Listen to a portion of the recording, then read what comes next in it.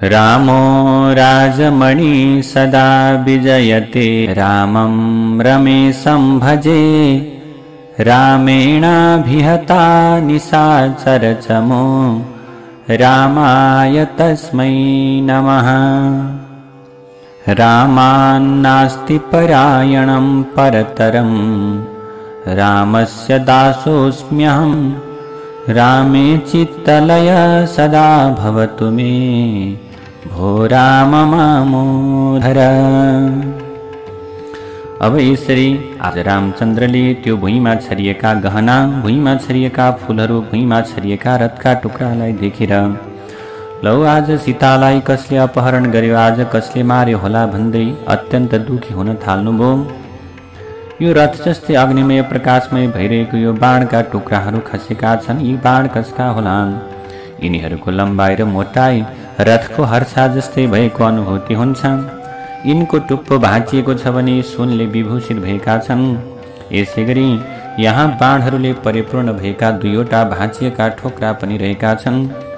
यो कसको सारथी अथवा मरेर लडिरहेको छ, जसको हातमा चाबुक र लगाम अहिलेसम्म छ? यो कुनै राक्षसको पाइलाको चिन्ह हो। यो दुष्ट राक्षसहरूले मसँग धेरै ठुलो वैरभाव गरे। अब यो शत्रुता उनीहरूको प्राण लिएर मात्र शान्त हुन्छ।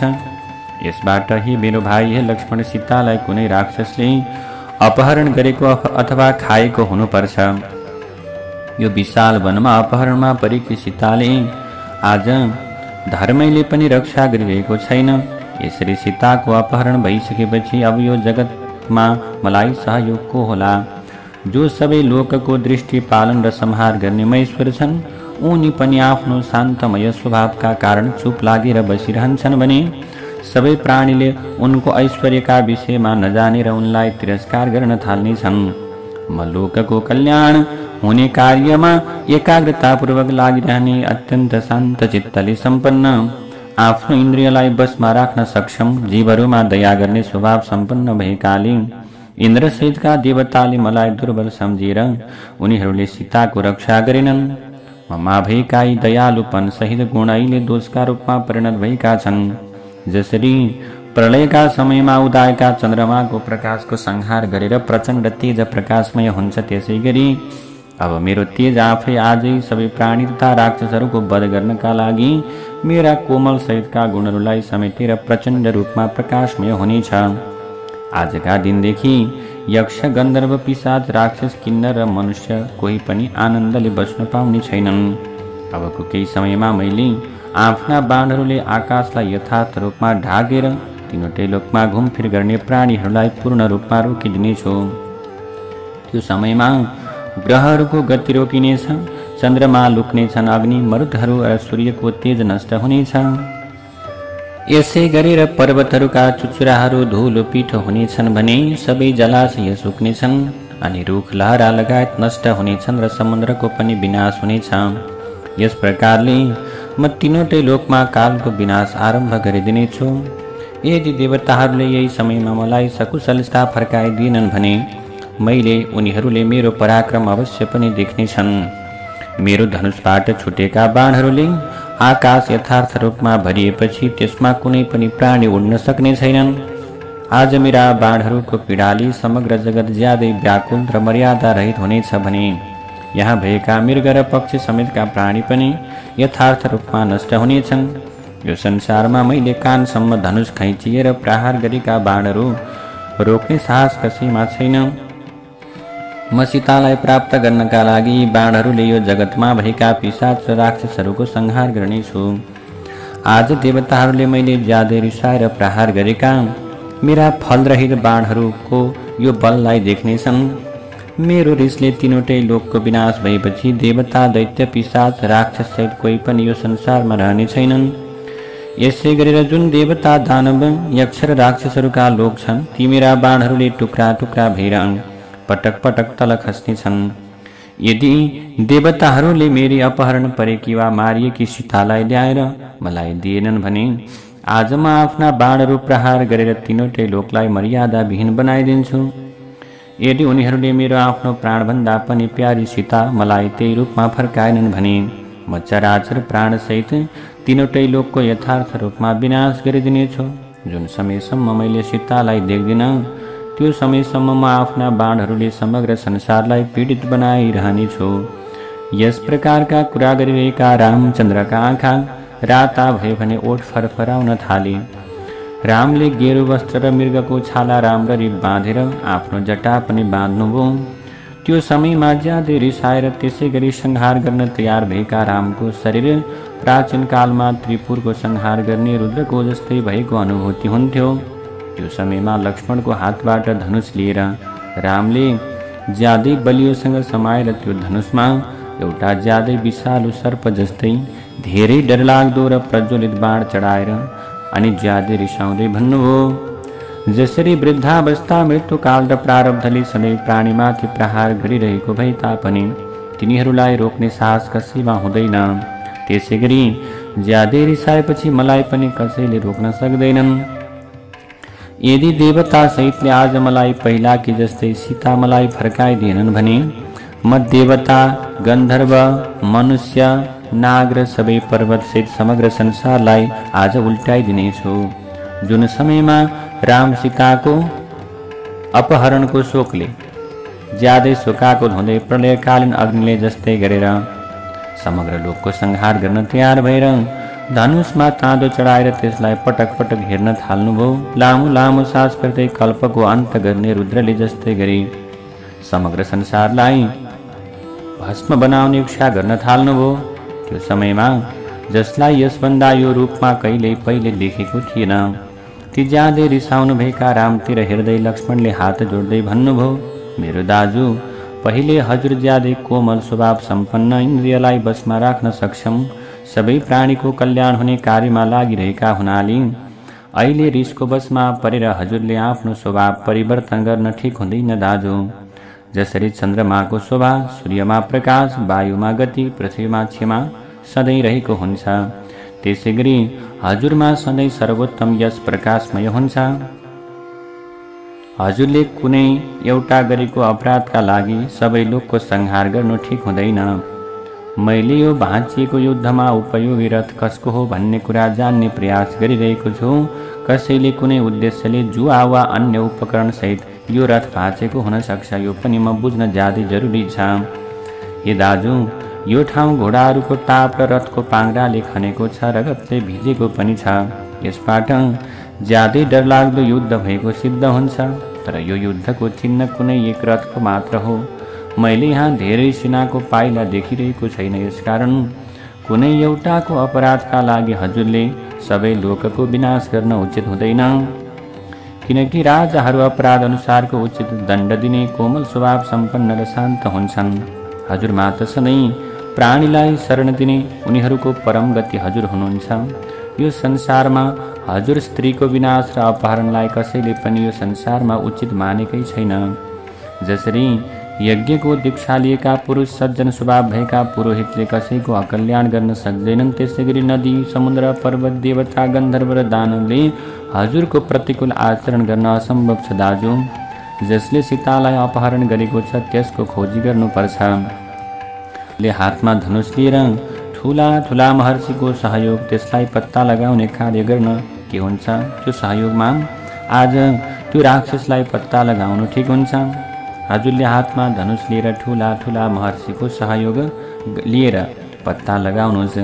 हामीले ज्यादै एकाग्र भएर सीतालाई समुद्रमा, पर्वतमा, वनहरूमा, अनेकौं प्रकारका गुफाहरूमा, सरोवरहरूमा, देवताहरू र गन्धर्वहरूकोमा, यो लोकहरूमा खोज्नुपर्छ। जुन समयसम्म हाम्री भाउजू हजुरकी पत्नी सीता अपहरण गर्ने दुष्ट पत्ता लाग्दैन, त्यो समयसम्म हामीले यो आफ्नो प्रयासलाई जारी राख्नुपर्छ। यदि हाम्रो शान्त व्यवहारका आधारमा देवताहरूले आज सीताको ठेगाना बताएनन् भने हजुरले त्यो समयअनुसारको कार्य गर्न ठिक हुन्छ। यदि असल शील स्वभाव सम्पन्न, सामनीति, विनम्रता र न्याय अनुसार प्रयास गर्दा पनि हजुरले सीतालाई भेट्टाउन सक्नु भएन भने त्यसपछि सुनको पाख सम्पन्न इन्द्रको जस्तै वज्र जस्तै बाणहरू प्रहार गरेर सबै लोकलाई संहार गर्नु ठिक हुन्छ दाजु। अहिले नातिनुहोस्। राम ज्यादै शोकाकुल हुँदै अनाथले जस्तै गरेर विलाप गर्न थाल्नुभयो। राम ज्यादै मोहित भएकाले दुर्बल हुनुभएको थियो, मन शान्त थिएन। राम यस प्रकारको अवस्थामा रहेको देखेर लक्ष्मणले सान्त्वनापूर्ण वचनमा रामसँग भन्नुहुन्छ, जसरी देवताहरूले धेरै प्रयास गरेपछि मात्र अमृत पाएका थिए, त्यसैगरी हाम्रा पिता राजा दशरथले ज्यादै कठोर तपस्या र धेरै यज्ञहरूको अनुष्ठान गरेर हजुरलाई आफ्नो सन्तानका रूपमा प्राप्त गर्नुभएको थियो। दाजु, हजुरले भरतबाट सुने अनुसार राजा दशरथ हजुरकै गुणहरूले बाँधिनु भएको थियो। हजुरसँग वियोग भएकाले स्वर्गलोक जानुभयो। यदि हजुरले आफूमाथि आइलागेको यो दुःखलाई धैर्यतापूर्वक सहन सक्नु भएन भने अरू कसैमा पनि यस्तो दुःख सहन गर्ने त्यो सामर्थ्य हुँदैन। यसकारण हजुरले धैर्य धारण गर्नु ठिक हुन्छ। यो संसारमा भएका सबै प्राणीमाथि विपत्तिहरू आइरहेका हुन्छन्। यी आपत्तिहरू केही समय स्पर्श गरेर फेरि हराउँछन्। यदि हजुरले ज्यादै दुखी हुँदै सबै लोकलाई आफ्नो तेजले भस्म बनाउनु भयो भने त्यसबाट पीडित भएका प्रजा कसको शरणमा गएर सुखी र शान्त होला? यो लोकको स्वभाव अनुसार सबैमा शोक आउने र जाने सिलसिला निरन्तर चलिरहन्छ। नहुसका छोरा ययातिले इन्द्रको जस्तै देवताहरूको राजाको पद प्राप्त गरेका थिए, तर त्यहाँ पनि उनलाई अन्यायमूलक दुःखले स्पर्श गरेको थियो। हाम्रा पिताका पुरोहित वशिष्ठले एकै दिनमा 100 छोरा प्राप्त गरेका थिए। एक दिन तिनीहरू सबै विश्वामित्रले वध गरिदिए। यो पृथ्वी पनि घुमफिर गरिरहेकी हुन्छन्। जो धर्मका प्रवर्तक र संसारका आँखा छन्, ती सूर्य र चन्द्रमामा पनि राहुद्वारा ग्रहण लाग्छ। यसकारण ठुला ठुला जीव र देवता पनि प्रारब्धबाट मुक्त हुन सक्दैनन् भने शरीर धारण गर्ने के कुरा गरिरहनु?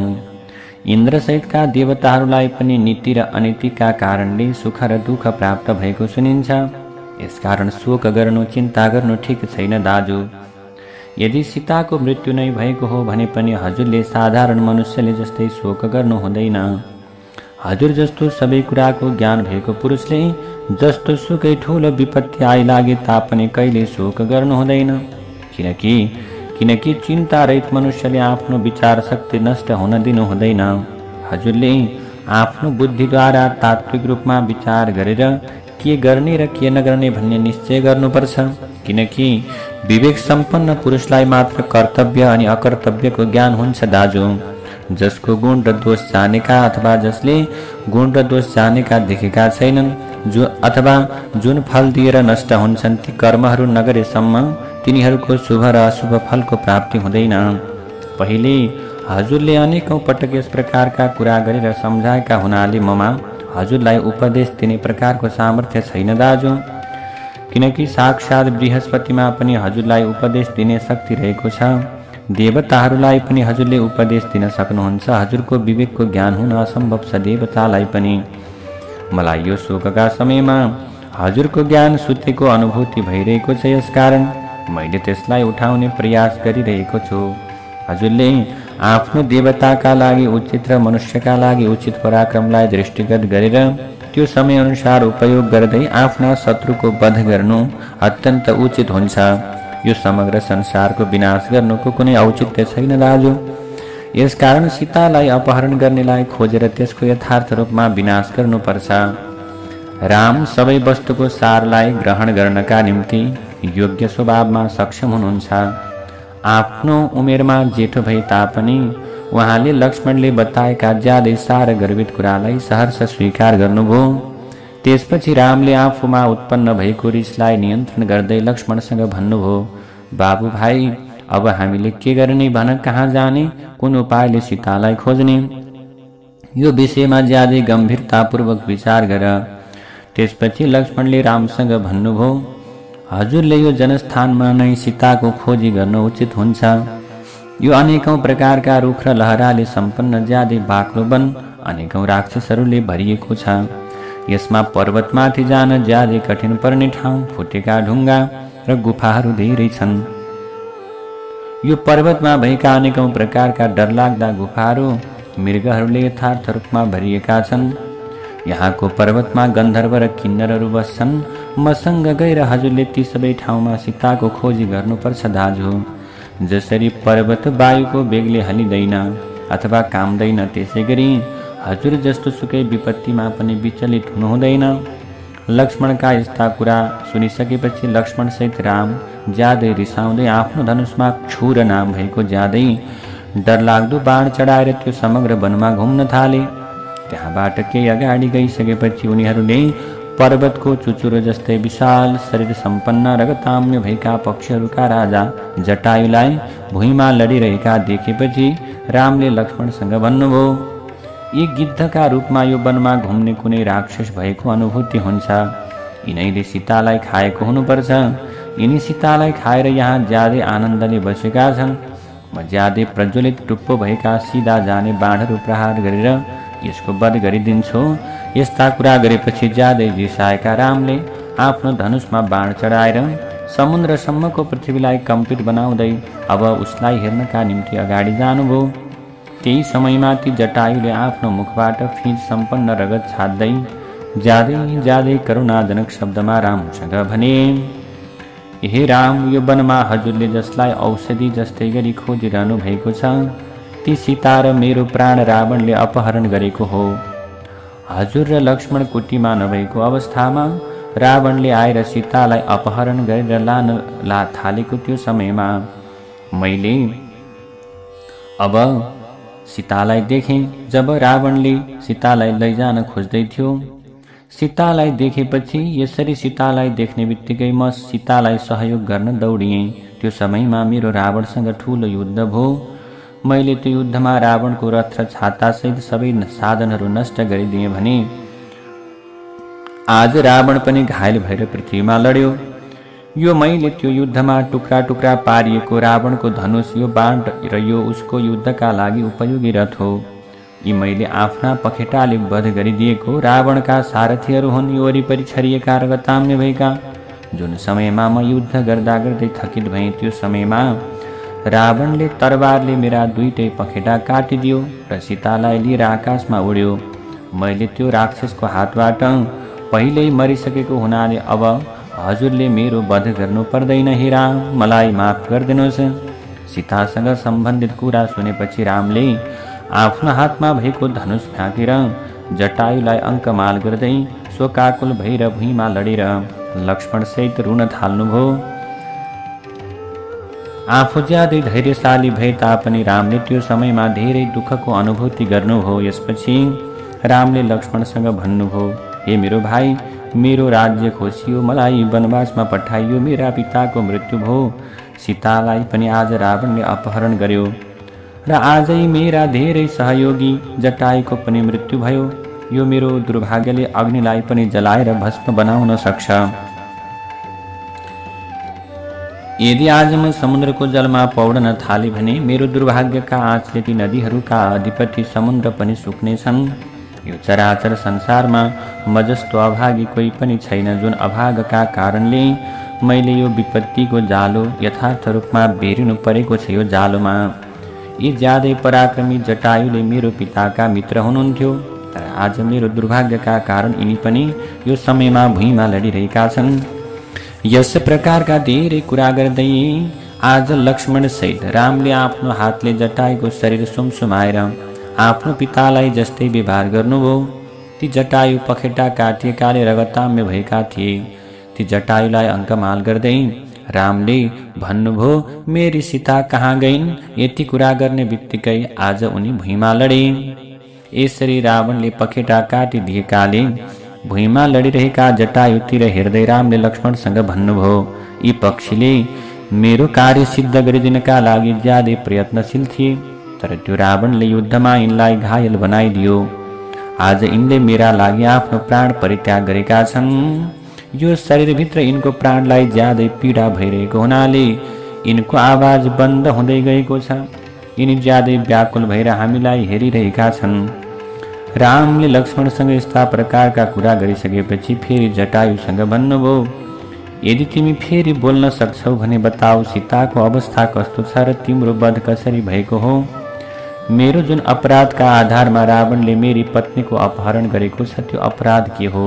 मैले कहिले त्यस्तो गरेँ र के कारणले गर्दा रावणले सीताको अपहरण गर्यो? सीताको चन्द्रमा जस्तो अनुहार कस्तो भएको थियो?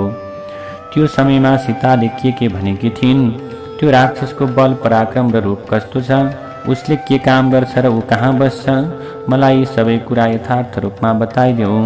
यस्ता प्रकारले अनाथले जस्तै गरेर विलाप गरिरहेका रामतिर हेर्दै जटायुले लरबराएको आवाजले भन्दछन्, त्यो ज्यादै दुष्ट आत्मा भएको राक्षस राजा रावणले विपुल मायाको आश्रय लिएर आदिबेरी सृष्टि गरेर सीताको अपहरण गरेको थियो। जुन समयमा म उसँग युद्ध गर्दा गर्दै ज्यादै थकित भएको थिएँ, त्यो समयमा मेरा दुवै पखेटा काटिदिएर त्यो राक्षस सीतालाई लिएर दक्षिण दिशातर्फ गएको थियो। अब मेरो प्राणको गति बन्द हुन लागेकाले आँखा धमिलो भएको हुँदा मैले यहाँ भएका सबै रुखहरूलाई सुनौलो देख्न थालेको छु। यो समयमा मलाई ती रुखहरूमा खरलाई कपालले यथार्थ रूपमा ढाकेको अनुभूति भइरहेको छ। जुन मुहूर्तमा रावणले सीतालाई अपहरण गरेको छ, त्यसमा हराएको धन तत्कालै उसको स्वामीलाई प्राप्त हुन्छ। त्यो मुहूर्तको नाम बिन्द भए तापनि त्यो राक्षसलाई त्यसको ज्ञान थिएन। जसरी माछाले आफ्नो मृत्युका लागि बल्छी समाउँछ, त्यसै गरी त्यो सीतालाई समाएको हुनाले त्यो चाँडै नष्ट हुनेछ। यसकारण अब हजुरले सीताका लागि धेरै चिन्ता नगर्नुहोस्, किनकि धेरै छोटो समयभित्रै युद्धमा ती राक्षसहरूलाई मारेर हजुरले सीतासँग आनन्दले घुम्नुहुनेछ।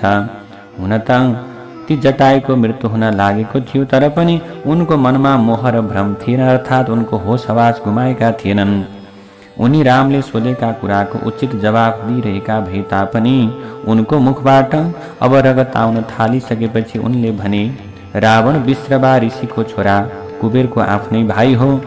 यस प्रकारका कुरा गरिरहेपछि त्यो पक्षीराज राजा जटायुले आफ्नो ज्यादै दुर्लभ प्राणलाई परित्याग गरिदिए बिचरा। त्यो समयमा राम हात जोडेर बताऊ बताऊ अरू केही बताऊ भनिरहनु भएको थियो, तर त्यो समयमा जटायुको प्राण उनको शरीरलाई परित्याग गरेर आकाशमा उडेकाले उनले आफ्नो टाउको भुइँमा लडाइदिए, दुवै खुट्टा पसारे, आफ्नो शरीरलाई पनि भुइँमा समाहित गरिदिए। त्यो गिद्धका राजा जटायुका आँखा राता भएका थिए। उनका प्राण निक्लिएपछि उनी पर्वत जस्तै हलद्रचल विहीन भए। उनलाई यस्तो अवस्थामा देखेर ज्यादै दुखी भएका रामले लक्ष्मणसँग भन्नुभयो, यो राक्षसहरूको निवास स्थान भएको दण्डकारण्य नाम भएको वनमा धेरै वर्षसम्म आनन्दपूर्वक बसेर यी पक्षीका राजाले यही आफ्नो शरीरलाई परित्याग गरिदिएका छन्। यिनी धेरै वर्षका भएका थिए भने यिनले ज्यादै लामो समयसम्म आफ्नो उन्नति देखेका छन्, तर आज यो वृद्धावस्थामा ती राक्षसबाट मारिएर भुइँमा सुतिरहेका छन्, किनकि समयको गतिलाई कसैले पनि उल्लङ्घन गर्न सक्दैन। यी जटायु मेरा लागि धेरै उपकारी भए तापनि आज यिनको मृत्यु भयो। आज यिनको सीताको रक्षा गर्ने सिलसिलामा रावणको हातबाट मृत्यु भएको छ।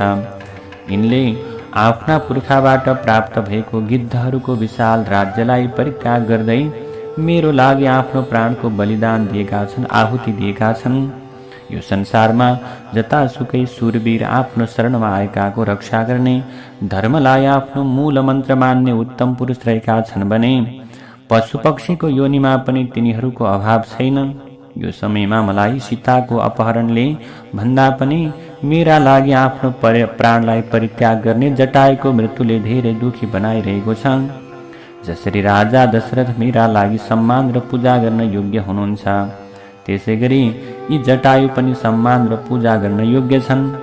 जाऊ मेरो भाइ, तिमीले सुकेका काठ ल्याऊ, म यिनलाई घोटेर आगो निकालेर के गर्नेछु, मेरा लागि आफ्नो प्राणको बलिदान दिने जटायुको दाह संस्कार गर्नेछु। यसपछि रामले जटायुलाई सङ्केत गर्दै भन्नुभयो, तिमीलाई यज्ञ गर्ने, अग्निहोत्र गर्ने, युद्ध भूमिबाट नभाग्ने र जमिनदान गर्नेलाई प्राप्त हुने सर्वोत्तम लोक प्राप्त होस्, तथा मैले दाह संस्कार गरेपछि तिमीले आज सहज अथवा सद्गतिलाई तिमीले प्राप्त गर्नेछौ। यस प्रकारका कुरा गरिसकेपछि रामले ज्यादै दुखी हुँदै जटायुको शरीरलाई चितामा राखेर त्यसमा आगो लगाउँदै आफ्ना बन्धु बान्धवको जस्तै गरेर उनको दाह संस्कार गरिदिनु भयो। त्यसपछि लक्ष्मणसहित रामले वनमा गएर ठुला ठुला कन्दमूल विशेष ल्याएर ती जटायुलाई समर्पण गर्ने इच्छाले भुइँमा कुश ओछ्याएर त्यसको गुदी निकालेर पिण्ड बनाएर त्यो हरियो कुशमाथि जटायुलाई पिण्ड दान गर्नुभयो। त्यो समयमा रामले पनि ब्राह्मणहरूले परलोक गएका पितृहरूलाई स्वर्गलोक प्राप्त होस् भनेर जप गर्ने मन्त्रको जप गर्नुभयो।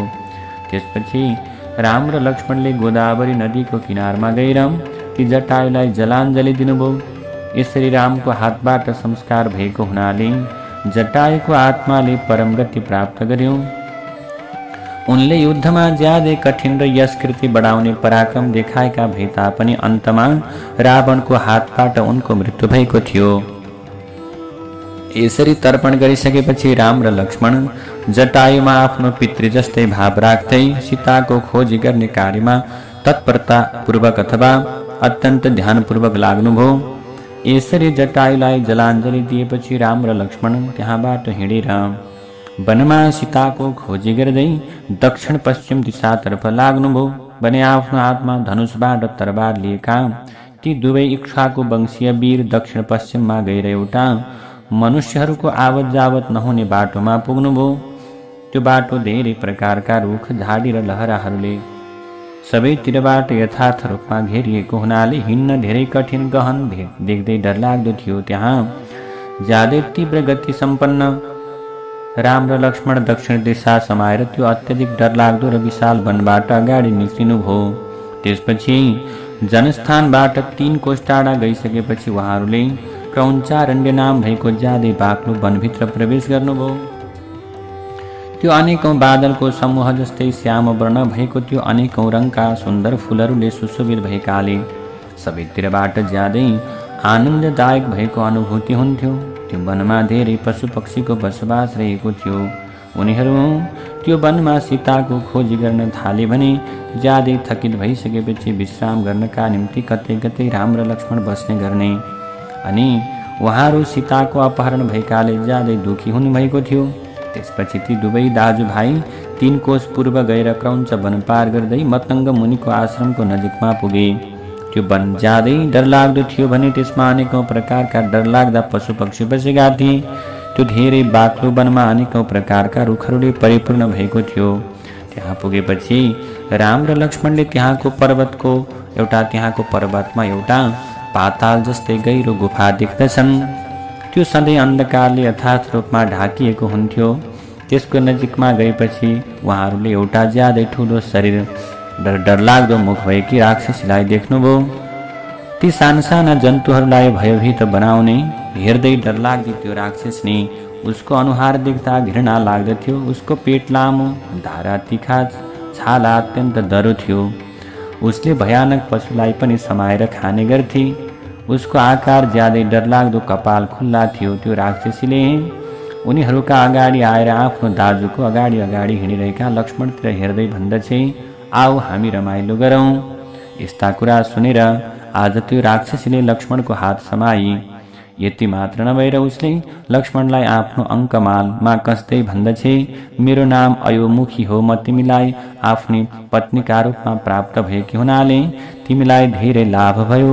तिमी मेरो प्राणभन्दा प्यारा पति हौ भन्दै लक्ष्मणलाई त्यो अयोमुखी नाम गरेकी राक्षसनीले समात्दछे। यो धेरै लामो समयसम्म रहने आयु प्राप्त गरेर तिमी सधैँ पर्वतमा सजिलोसँग जान नसकिने गुफाहरूमा, नदीका किनारहरूमा मसँग आनन्दले घुमफिर गर। त्यो राक्षसीका यस्ता कुरा सुनेपछि लक्ष्मण रिसले बल्न थालेका हुनाले उहाँले आफ्नो तरबार निकालेर त्यो राक्षसीका कान, नाक र शरीरका केही अङ्ग काटिदिनुभयो। यसरी नाक कान काटिएपछि त्यो ज्यादै डरलाग्दी राक्षसनी धेरै ठुलो आवाजमा चिच्चाउँदै जताबाट आएकी थिए उता त्यतैतर्फ भागे। रामाय रामभद्राय रामचन्द्राय वेधसे रघुनाथाय नाथाय सीतायाः पतये नमः।